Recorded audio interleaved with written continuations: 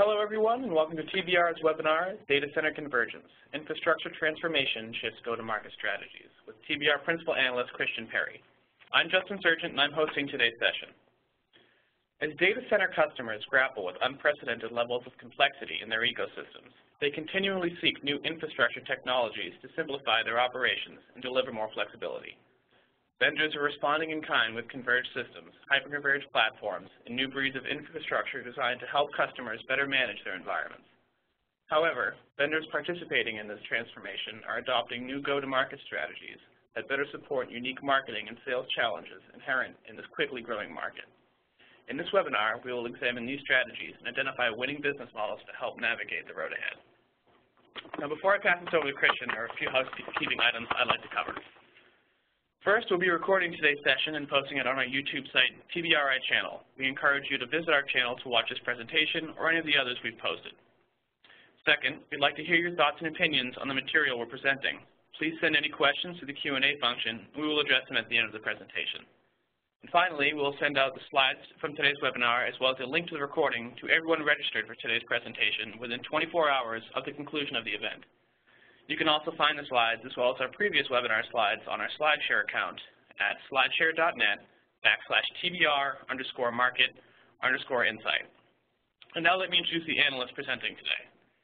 As Principal Analyst and Practice Manager, Christian Perry is Team Lead for Data Center Research, including syndicated reports and projects covering server evolution and adoption, storage architectures, private cloud, infrastructure, virtualization, and related technologies and trends. And with that, let me hand this over to Christian. Thanks so much, Justin, and welcome everybody. Thank you for joining.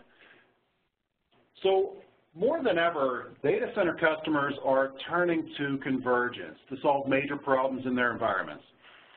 We see customers facing constant budget cuts or at least constraints. And for what their budget is, they need more budget for development. They need more budget for IT innovation. And on the IT side, they're facing IT sprawl. And a lack of agility also is in play here as their environments fill up with heterogeneous standalone hardware. So when requirements arise to deploy workloads for new projects or for emerging business requirements, customers are turning to converged systems and hyperconverged platforms to help them get going with new workloads quickly. The purchase process here is faster, the deployment is usually faster, and the systems management is streamlined and really allows for more workload flexibility. But it's not just customers who can benefit from this infrastructure shift. A rather extensive range of benefits are also available to the infrastructure vendors themselves who choose to participate in this market. Already, we've seen a pretty large range of go-to-market strategies that are changing the game for the infrastructure market. So today I'm going to be taking a look at how vendors are forming go-to-market strategies around convergence and how you can best leverage the inherent benefits of convergence for your own strategic benefit. So this includes bundling opportunities, the ability to target by region or verticals, and other areas. So as we look at the adoption curve for converged systems, we see really now that we're in the mainstream adoption phase. But that doesn't mean that there isn't more room for growth or further opportunity in this market. Plenty of customers have yet to adopt converged systems. They have yet to adopt hyperconverged platforms, and even those that do plan to purchase more. At EMC World last week, we had a pretty large TBR contingent there. And we noted that executives were predicting that in 5 years, all organizations will be using some sort of converged technology. We tend to agree, and in fact, we think that's actually a little conservative based on our research. There's a ton of momentum in this market, and that momentum we expect is going to ramp up over time. By and large, according to that research, we've done plenty of research in this area over the last few years. Adopters of converged infrastructure really across the board plan to increase their budgets for the technology moving forward. Satisfaction is strong across all regions. It's strong across all industries. That really bodes well for the future. And it also means that if you're not already selling some sort of convergence, you're behind the curve. But even if you are selling converged technologies but are not yet saturated in markets where you need to be saturated, the good news is that go-to-market strategies for data center convergence are pretty well established, and they're pretty well proven as well. So let's take a closer look at what's under the hood for go-to-market strategies in this market. So what we've done here is applied McCarthy's 4 Ps to what we see happening in the converged market. So that's product, that's price, place or distribution, and promotion. On the product side, especially for solutions vendors such as HP, Dell, Oracle, Cisco, IBM, the opportunity is strong to use existing IP across other areas of a portfolio to really sort of maximize the value of converged solutions. This is product or technologies that are already there, ready for use, save for some collaboration between teams and the resultant integration across the portfolio and within the business itself. On the price side, there's a huge selection of benefits derived from convergence that we see that can be used in marketing campaigns.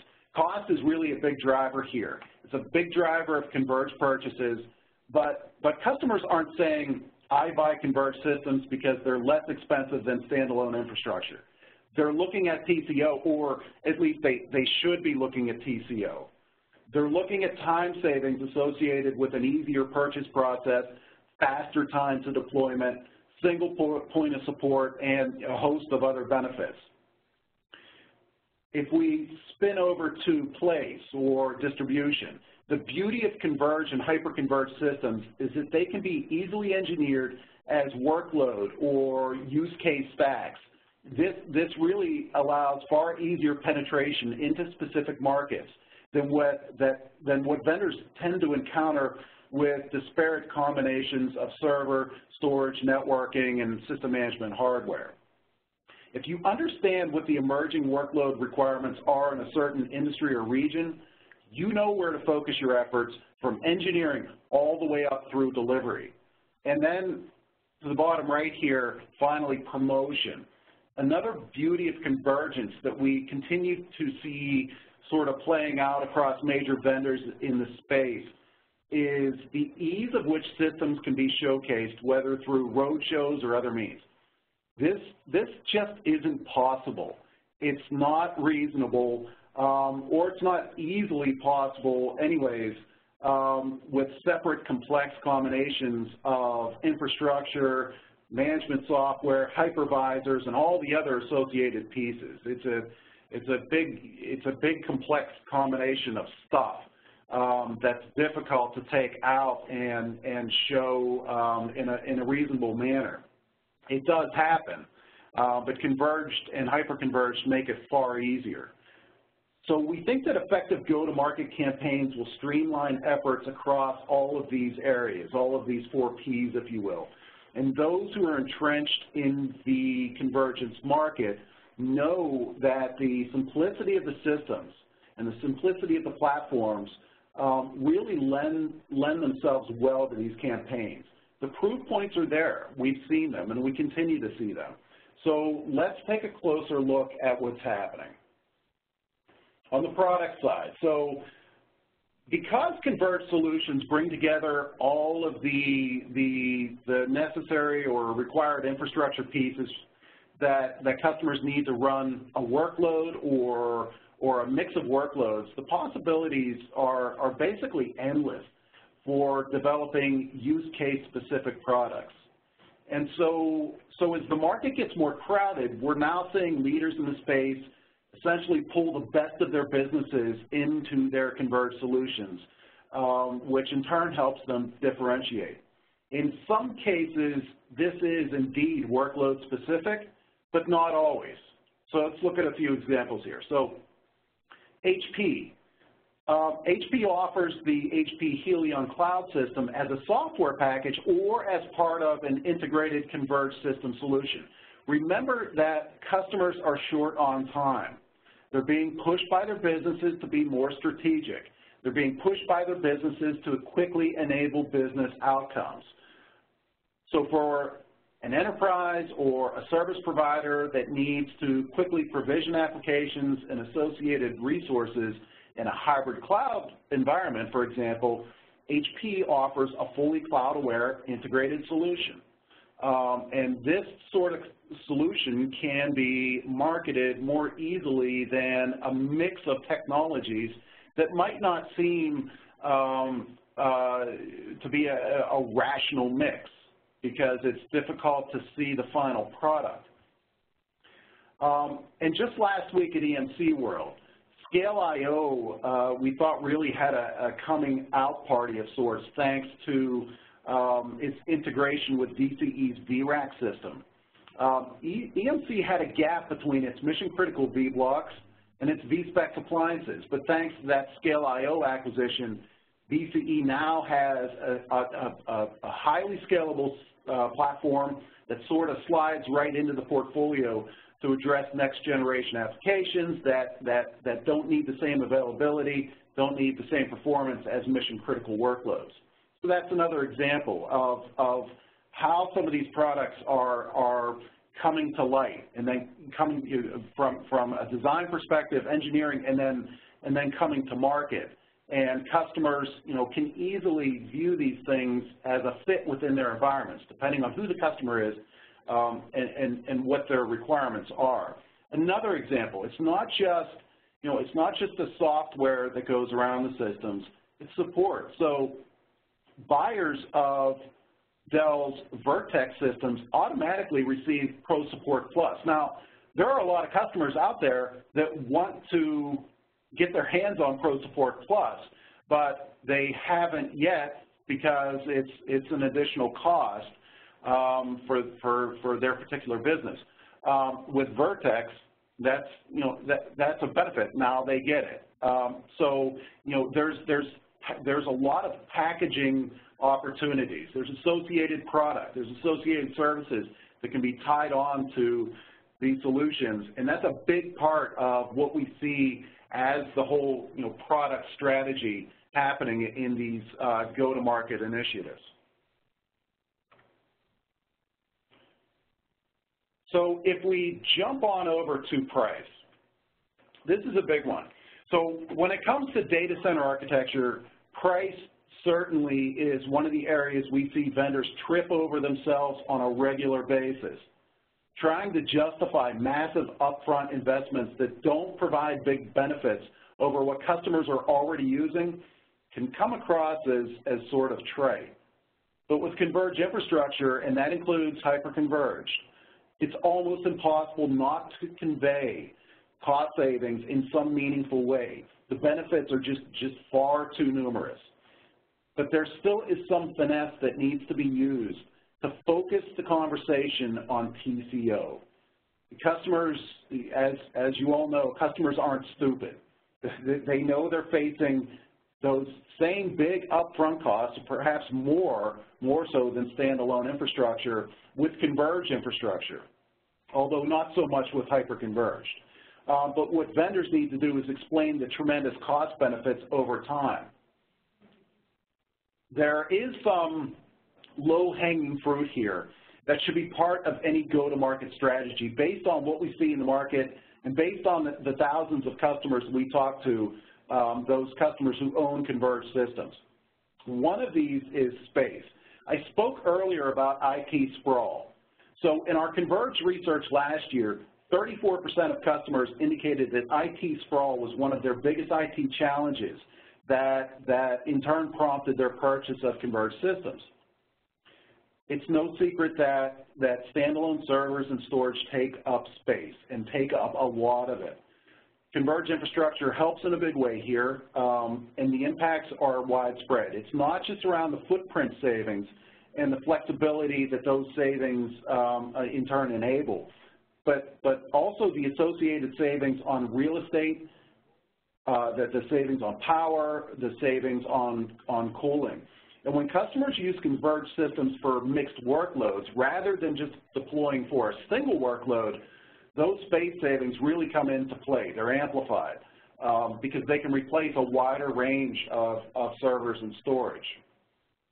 Deployment. Deployment is also a big factor on TCO here. So if you talk to customers, as we do, who have deployed private cloud across existing infrastructure, and then talk to customers who have deployed private clouds on purpose-built infrastructure stacks, you'll see there's really a big difference in time it takes to get these things off the ground. We're talking about months of saved time and plenty of costs in some cases that are also saved.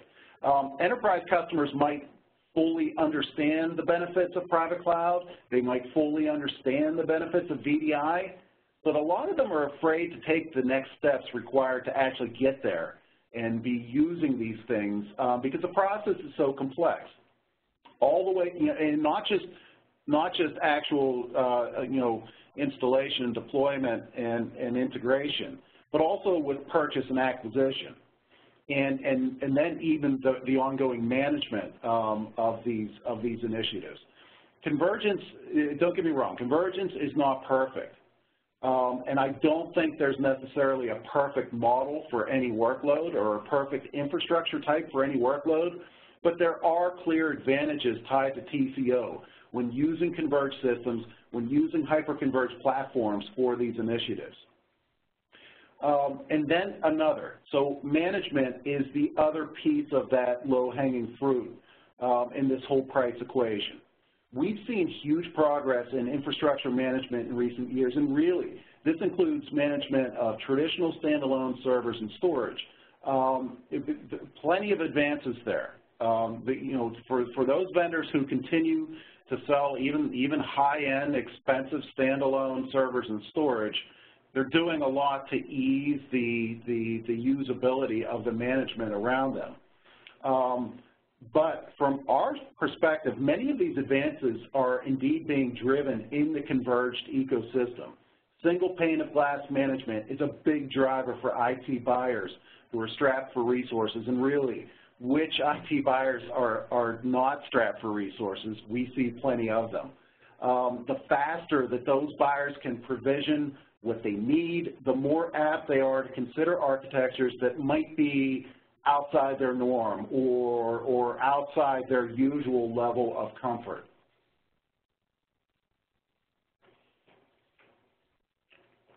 So moving on to place, or this is also referred to as distribution. Convergence really allows targeted initiatives to help penetrate regions or industries that might be underserved. This can be tricky, though, especially when it comes to regions, because it's all in the positioning of the system. So if we look at emerging markets like the BRIC countries of Brazil, Russia, India, China, here we have regions where IT tends to be more strapped from both OpEx and CapEx perspectives. Converged systems can be a challenging sell with those big upfront investment costs that I mentioned earlier. But all of those benefits that I've also been talking about, especially on the price side, come directly into play here, especially around space. Because as we know, real estate is certainly at a premium in many of these regions, especially in highly populated areas. People resources can be at a premium as well, especially for companies that just can't find the local talent they need to manage heterogeneous environments. Part of that is due or happens in those highly populated areas because the talent is so spread out, so distributed that it's hard to find the talent that you need for your business. But convergence fixes that, or it goes a long way toward fixing that. Yeah, there's still a learning curve for using converged systems and hyperconverged, but we find based on our research that learning curve is lower than what's necessary for traditional architectures. So in our research last year, we found that 60% of owners of converged systems are spending more time on higher value management tasks while 43% are spending more time on strategic planning. Think about this when it comes to region. Those are often aggressive businesses facing a lot of local competition. So more time devoted to higher value management could really help them grow their business. We're talking about business outcomes here. And we know that that's a challenge for a lot of infrastructure providers to shift the conversation to business outcomes. But as we see more line of business buyers involved in engagements for IT purchases, they aren't always signing on the bottom line, but they are influencing those purchases. Those business outcomes really need to be a part of the conversation. So when we're also talking about distribution, the channel is just thrilled with converged and hyperconverged. I don't think that's a secret. It's not just because the systems nearly sell themselves due to all the benefits I've been talking about, but also because convergence allows partners to create manageable, predictable procedures around both sales and delivery, and then all the associated services around it. Unlike what we find with standalone architectures, the use cases for converged and hyperconverged tend to pull up into sort of similar groups. So yeah, not any two IT environments are the same, but when you boil down the deployments to workloads, you start to see patterns of why customers are adopting and how they're using the systems.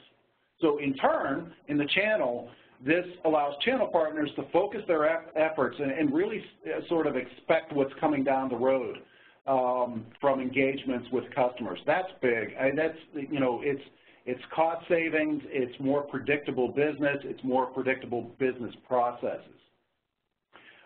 So while we're on the topic of workloads, that workload focus of converged and hyperconverged allows what we see as pretty effective and targeted penetration into particular industries where a vendor might be lagging competitors. For example, cloud in the service provider industry, or analytics in the healthcare and financial markets.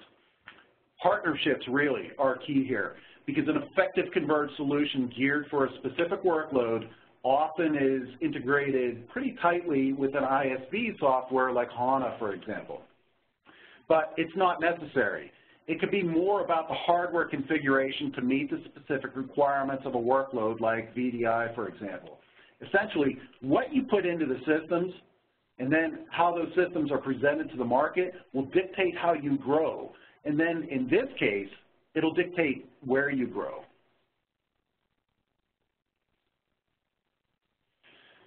So promotion. You have the products and you're ready to sell.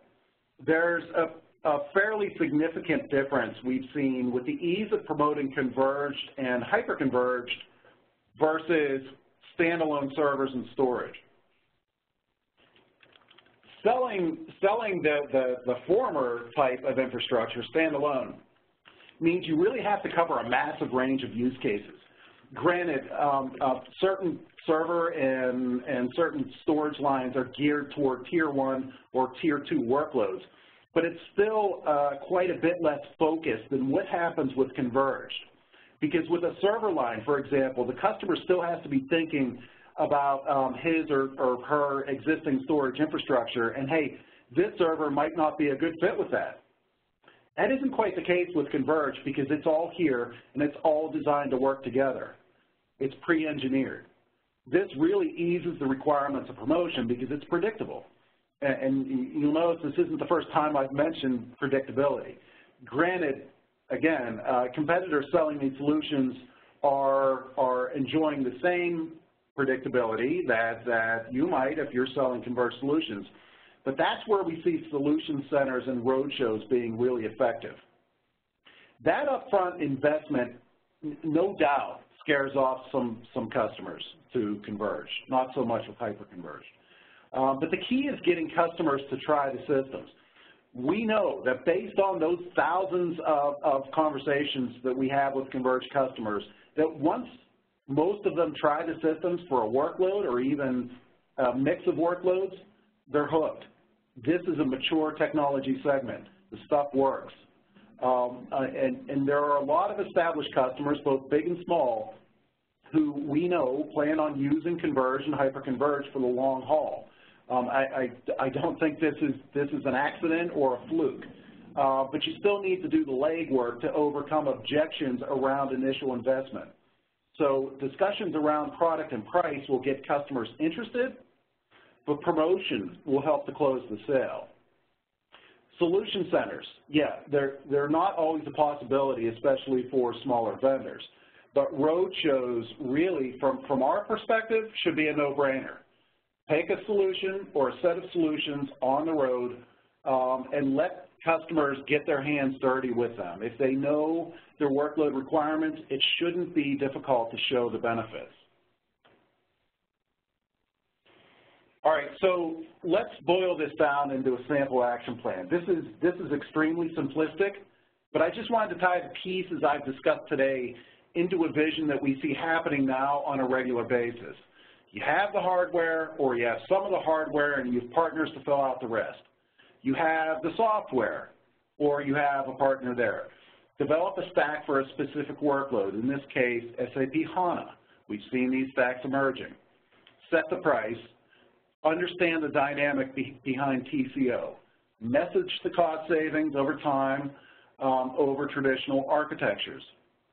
And then understand the markets that you're targeting. Is there an industry where you need more penetration? Automotive, banking, professional services, healthcare, insurance, retail. Let me mention something else. So if you penetrate a market or whether it's a region or an industry that's currently underserved for you, consider that the pull-through that occurs with converged systems. So we found in our research that about half of the buyers of converged systems also purchase additional hardware and also purchase additional software along with their converged systems. That includes hardware that's not directly associated with the converged system itself. In some cases it is, networking to attached systems if multiple systems are purchased. But it includes separate servers and storage. So that's huge opportunity. So, just going into a new market or a market that, where you need more penetration, there's opportunity beyond converged systems. We call that opportunity plus. And then get out on the road and show what this solution can do to transform environments. Customers want to know. There's so much hype, if you will, around transformation today, around software-defined. Customers, many of them are taking small steps to get there. I think that's a wise way to go about it. Converged and hyperconverged can help them get there a little more quickly. And by having them, again, get their hands dirty with the systems and seeing how much of a departure it is from what they're currently doing, that's big, and that needs to happen to help overcome objections around that upfront cost. So I've covered a host of things today, but what I want to stress is that the satisfaction is very strong around systems or converged systems, also around hyperconverged platforms, and customers we do expect will adopt more and more of this infrastructure and fill out their environments with more converged. Yes, there's still a tremendous spot in data centers today for traditional infrastructure.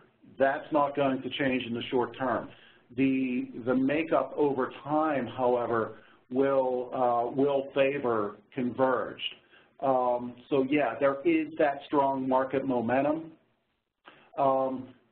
So the opportunities for penetrating both established markets and emerging markets and industries where you're not currently a strong player is strong because of all of the benefits tied to TCO, tied to usability, tied to the ability to get up and running quickly with the workload, they're all there. And the good thing is, so all of these things I've discussed around developing a go-to-market strategy, they can be duplicated across all workloads. It doesn't, even if a vendor begins with whether it's a mixed workload stack and then branches out into specific workload stacks or vice versa, because of the inherent nature of converged and these all-in-one solutions, the market plan, the go-to-market plan can be very similar across all of them. Yeah, there will be some differences depending on the actual industry or the region or perhaps the workload itself, but the bulk of the effort will remain the same. So with that, we'd like to open up the platform for Q&A. So the first question, do you see a big difference between these strategies for converged and hyperconverged? That's a good question. I think that there are some, for the bulk of the efforts, I think that the strategies that we see are very similar.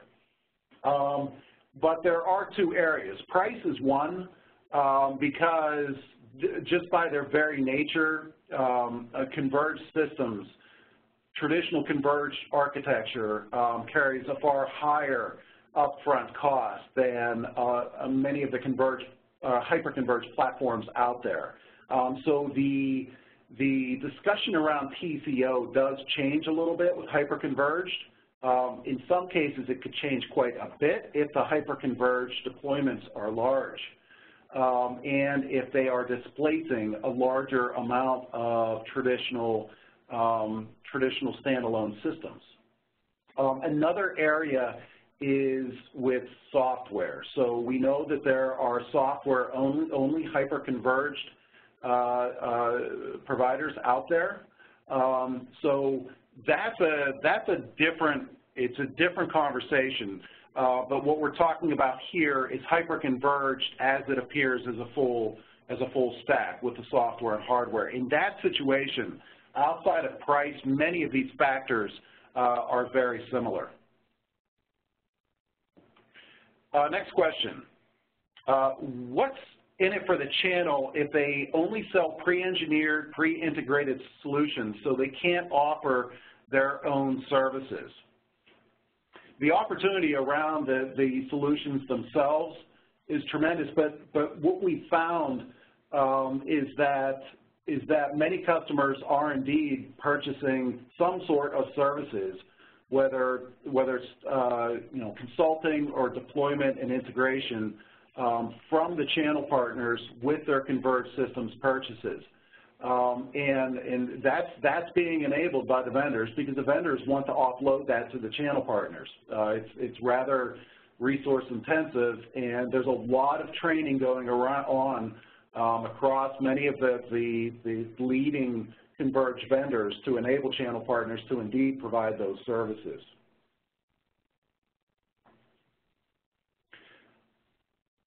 Next question. Carriers, let's see, I'm trying to interpret the question. So NFV seems to be totally opposite with hyper disaggregation.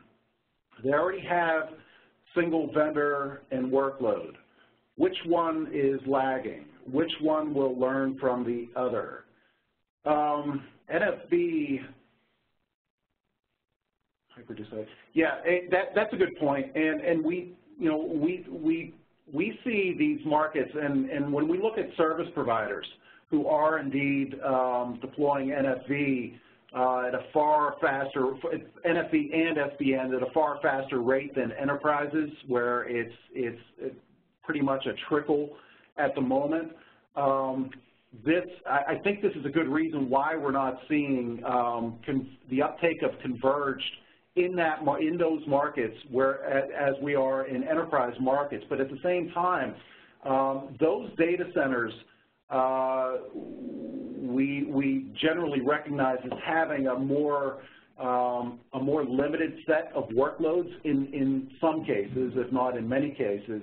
So the hardware within them can be can serve to be a little more disaggregated if the software management layer across it is mature enough to handle whatever is beneath it.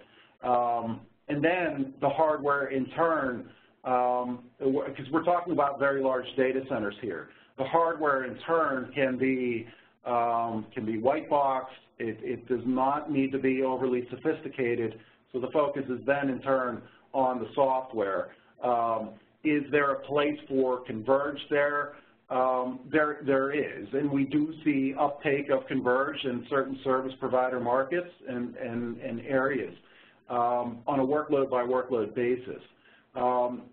So that follow-up question, which one will learn from the other? I think they're going to learn from each other because the service provider market certainly is a massive opportunity regardless of infrastructure type, but it depends on how the systems are marketed to penetrate those carriers. And right now, the opportunity we see there is hyperscale, not converged. But I think that if one was to learn from the other, I think that Converged can learn from even though Converged is more mature than that segment of the hardware market, I think Converged can learn from what's happening in that NFV and SDN, especially the NFV market, which is accelerating quickly, to help the systems become more scalable and perhaps not quite so expensive up front, especially for large deployments. Next question, what type of services or consulting are most needed around Converged? Yeah, so every year that we study this, we see the same set of services that rise to the top. So hardware break fix is always the top service purchase. That's not a surprise. But right below that, it's strategy, it's consulting, it's integration. So even though this market is in what we consider a mature phase now, customers are deploying it to such a great extent, and I'm talking about Converged, that they still need help from the vendors in terms of how they're going to use it in their environments, which workloads that they should use or that they should migrate to Converged, and what they're going to do with their existing investments in traditional standalone hardware. So those are the services that we see. However, there's an up-and-coming set of services, and those are the proactive monitoring services. And we noticed that last year that those sorts of, customers want, and this is tied to the lack of resources, they want a little more of a hands-off experience, if they trust the vendor, naturally. But if they do, they want a hands-off experience around some of the monitoring and perhaps some of the management as well. So we do see customers investing more and more in that. Next question. Who are the strategic leaders in go-to-market transformation around data center convergence? There are, I would say there are 4 to 5 that we would identify as leaders, and this is based on their long-standing participation in the converged infrastructure market. That would include Cisco, although Cisco we don't consider as a truly converged infrastructure provider because it's missing that storage piece and it needs to partner on that. So with that said, we would say Cisco along with NetApp and EMC, with FlexPod and vSpecs, also VCE, HP, Dell, Oracle, and IBM as well. These are all vendors that we've seen working very hard to develop transformative use cases, if you will, around convergence and around what convergence can do to help customers save on time, save on resources, and give more back to the business. It's still a work in progress. There's an overall industry trend or shift toward showing customers how they can enable business outcomes, and some of that talk or some of those efforts it's almost sort of a check the box sort of thing where a vendor will say, oh yes, we can help you get to market faster, we can help you be more competitive, we can help you be more responsive to your customers. But if you can't show how that actually happens, saying that you enable better business outcomes is only talk. Now, with converged systems, though, the longer that this type of infrastructure is in the market, the more use cases that appear, and the more that we hear from customers who are showing actual metrics around those savings and around the ability to serve the business. A lot of that is tied to time and time savings. So that group, that established group of converged providers, they're doing a lot of the transformative work. Now, with that said, there's a lot of room in this market, and there's a lot of players in this market, including the hyperconverged market. So these up-and-comers in the overall converged market, but the leaders in the hyperconverged market, Nutanix, SimpliVity, Pivot3, Scale Computing, Maxa, Atlantis, GridStore, they're doing a tremendous job of showing how converged, in this case hyperconverged, can transform not only the way IT is accomplished, but how businesses can be more efficient. But they have a strong base upon which to lean, and that's the base built by the Ciscos and the HPs and the VCEs and the Dells and the Oracles. Next question. How do you see the influence of mature converged solutions on emerging hyperconverged solutions? I guess that my previous answer answered that a bit. Does the usage of the term converged within hyperconverged help those emerging solutions to be positioned as mature products? That's a good question, and I absolutely think that just converged being in the term hyperconverged certainly helps the positioning of hyperconverged, but again, customers are looking far, far deeper than beyond just either the type of product or the name of the product or some of the top-level positioning of the product. They want to know what it's going to do to make their jobs easier. So the very fact that these are all-in-one stacks, if we're talking about hyperconverged appliances, that association to converged systems is a big help, and it automatically helps to overcome some of the obstacles around adopting what we might call an alternative infrastructure. And as far as the influence of mature converged solutions on emerging hyperconverged solutions, a lot of that we see is around the system management itself. But there are some separations beyond that because these are different types of architectures and that are in many cases targeted at different customer sets. We know that a lot of hyperconverged solutions are targeted at SMB customers or robo customers, robo environments.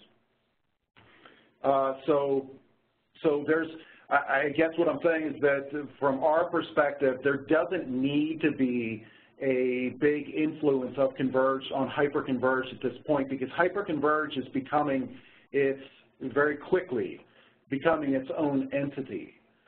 We do consider it as part of the overall converged market, but there's definitely a splintering going on here. Now, within the big converged providers such as VCE and EMC, there's Dell and HP as well. There's opportunity to provide both types of, because there is that splintering, there's opportunity to provide or to hold both types of infrastructure in a portfolio and not have a tremendous amount of overlap. But we do think that over time, hyperconverged, as it expands into other workload use cases, that it will eat into market share of converged. But for the time being, converged systems are the go-to converged infrastructure type for mixed workload environments.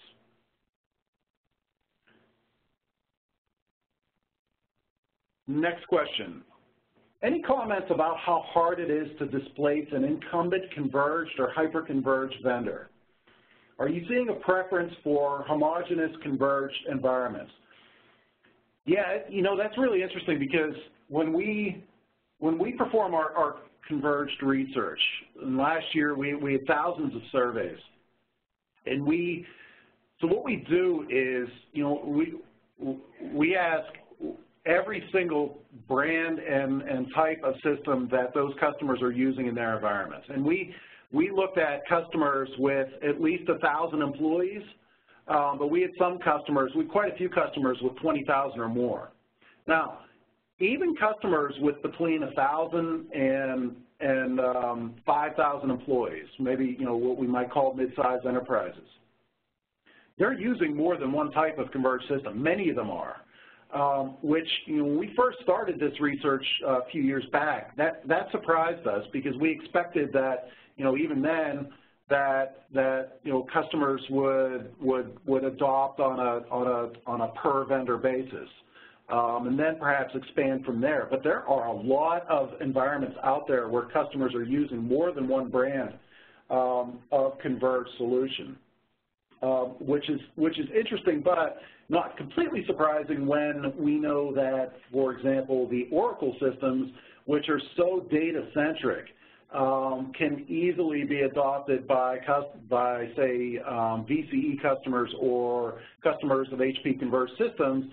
For those customers who are Oracle users and they perhaps, buy into Oracle's assessment that these systems provide the best performance for Oracle. I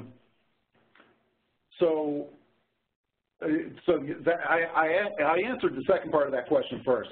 The first part of that question, any comments about how hard it is to displace an incumbent converged or hyperconverged vendor?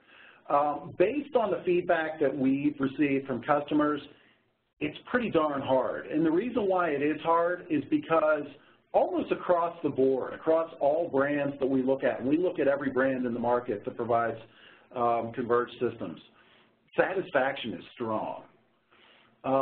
So that reflects well of the ability of practically every vendor in the market to provide systems that accommodate the customer requirements.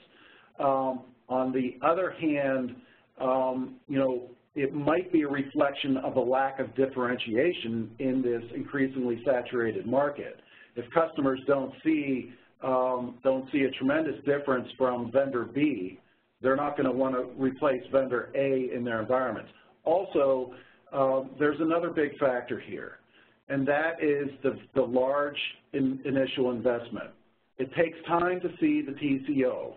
This isn't like standalone servers or storage where you'll see a faster return. You'll see a faster ROI. Over time, you'll see the benefits coming in beyond that initial purchase price. So customers aren't quick to displace or to replace their big investments with another converged solution. And again, because that satisfaction is strong across a number of factors, not just the hardware itself, the quality and the reliability and those factors tied to the hardware, but also service. Satisfaction is pretty strong for the service, and also the sales and the purchase and the acquisition and all of that stuff around the system. Vendors are doing a good job. That speaks to the maturity of the market. So, you know, if you're in the market and if you make a sale, you can be pretty confident that, you know, as long as your support and your other services remain consistent and strong, that you can remain confident that that system isn't going anywhere for the time being. Next question, what do you see as the greatest roadblock to Converged and the best message to overcome? By far, the biggest roadblock that we've encountered when talking to customers is internal resistance to change. We've seen this with cloud, and we continue to see it with cloud. But interestingly, we see it with converged systems as well, converged infrastructure. There's a few reasons for that. You know, so these are the customers who purchased the systems. They ran into internal resistance to change when trying to get the budget approved for the systems. That just speaks to a completely different or foreign type of infrastructure compared to what had been, you know, the norm for decades. And I think that there is also the element of associated folks in on that IT purchase who are simply afraid that converged systems are going to put them out of a job. But from what we've seen, there is no, let me address the first obstacle, and that it's a different architecture type. It's foreign, not you know, country-wise. It's foreign to the IT environment. Again, we're in maturity now, so we expect internal resistance to change will diminish over time. It's still relatively strong. It's not quite strong enough to prevent most converged system purchases, but it is the biggest obstacle. But you know, a lot of people are using Converged now. A lot of customers are very vocal about their use of Converged, and they're very specific about their use cases, and they're very specific about the business benefits that they're receiving from Converged. The more that vendors can engage customers and get customers out there at events or elsewhere talking about the benefits in their particular environments for their particular use cases, the easier it will be to overcome internal resistance to change. Now, as far as that second obstacle, about the threat of Converged putting IT folks out of jobs, we haven't, even though that concern is there, we haven't actually seen that almost at all. Now, one reason for that is because there's a particular set of requirements or skills needed to manage a converged ecosystem, especially if that ecosystem is relatively large. Say it's you know, 10 to 20% of a data center environment. So there is a need for people to manage these systems. The second thing about that, and the reason why we don't think it's happening, is that some customers are saying that converged systems aren't quite as easy to be deployed and integrated and even managed as the vendors promise. So in those cases, no, IT folks aren't losing their jobs because they need to do more work than they expected to use the system, or to you know, integrate the system, deploy, integrate, and manage the systems. But you know, for those, even if they overcome those challenges in their environments, or the vendor helps them overcome those challenges, again, it takes a particular set of skills to manage a converged environment. So as long as the IT folks can shift over into those requirements, their jobs are going to be just safe. And again, we really haven't seen, among all the customers that we talk to, we haven't seen anybody saying that, oh, geez, you know, my colleagues lost their jobs because of this or so on. And we ask about the impact. We ask about the ecosystem impact of Converged, and we don't see that happening. Next question. Let me check here.